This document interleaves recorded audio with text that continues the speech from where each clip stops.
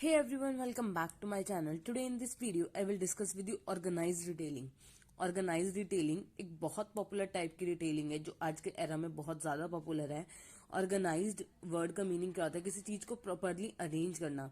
Retailing में जब retailer अपने कस्टमर को सर्विसेज एक अच्छे ऑर्गेनाइज्ड वे में प्रेजेंट करेगा तो उस रिटेलिंग को हम क्या बोलेंगे? Organized retailing.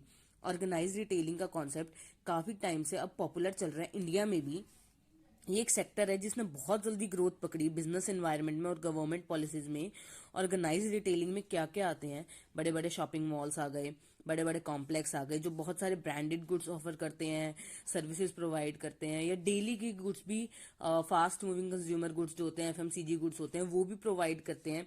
पर वो सब चीजें अगर एक ऑर्गेनाइज्ड वे में कस्टमर को एक ही एरिया के अंदर मिल जाए तो हम उसे क्या बोलते हैं? ऑर्गेनाइज रिटेलिंग बोलते हैं। ऑर्गेनाइज रिटेलिंग क्यों है? क्योंकि ट्रेडिंग एक्टिविटीज बढ़ चुकी हैं। ट्रेडिंग एक्टिविटीज बढ़ने की वजह से लोगों को अगर एक ही सारा सामान एक ही जगह मिल जाए तो लोग वो ज्यादा प्रेफर करते हैं। ऑर्गेनाइज रिटेलिंग का स्कोप जो है इंडिया में अनऑर्गेनाइज के कंपैरिजन में ज्यादा है, पर इंडिया में अभी भी अनऑर्गेनाइज चीजें चलती हैं। जैसे लोकल शॉप्स हो गई, लोकल करियाना वाले, पान वाले, या लोकल जो हमारे आसपास सामान होता है वो भी चलता है, तो वो अनऑर्गेनाइज रिटेलिंग का पार्ट है। ऑर्गेनाइज जो रिटेलिंग है ये सारा जो बनाते हैं ये मॉडर्न अप्रोच है और ये कस्टमर सेंट्रिक अप्रोच है।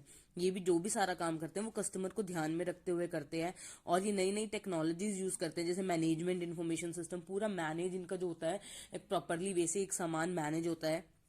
सप्लाई चेन मैनेजमेंट यूज करते हैं, ये एससीएम जिसे हम बोलते हैं, और कस्टमर रिलेशनशिप मैनेजमेंट को ये यूज करते हैं।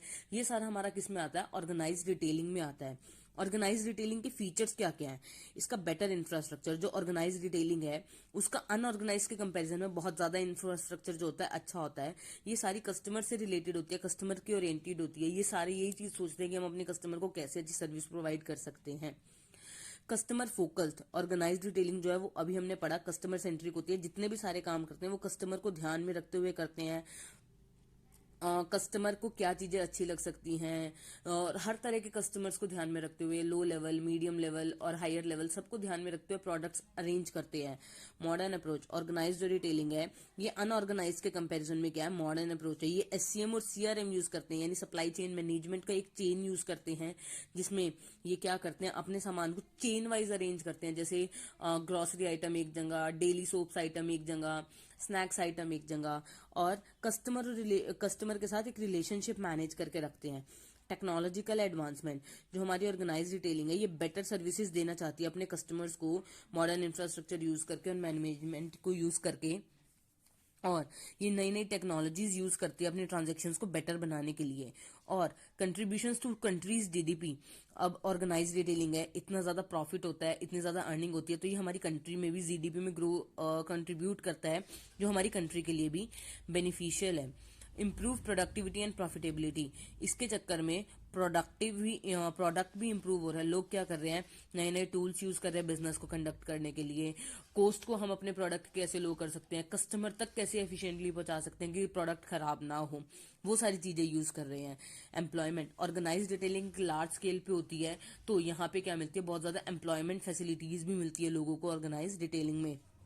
प्रॉपर अकाउंटिंग जो ऑर्गेनाइज रिटेलिंग है इसमें पूरे के पूरे अकाउंट्स प्रिपेयर किए जाते हैं, रिकॉर्ड्स प्रिपेयर किए जाते हैं और टैक्स दिखाने के लिए या अपने आप को मैनेज करने के लिए, तो ये बहुत प्रॉपर रिकॉर्ड को मेंटेन करके भी चलता है।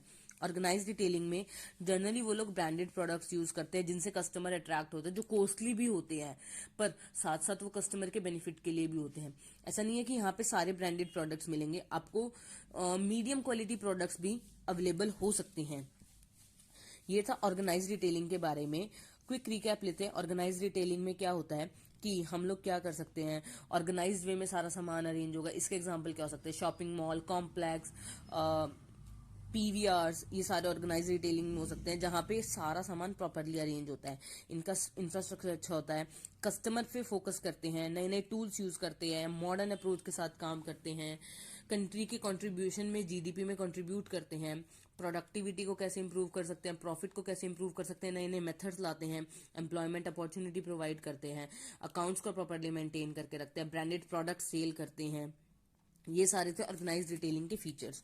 आई होप आपको ये सारी चीजें क्लियर हो गई होंगी। अगर आपको कुछ डाउट है तो आप मुझसे कमेंट सेक्शन के थ्रू पूछ सकते हैं। Stay tuned for more videos. Thank you for watching.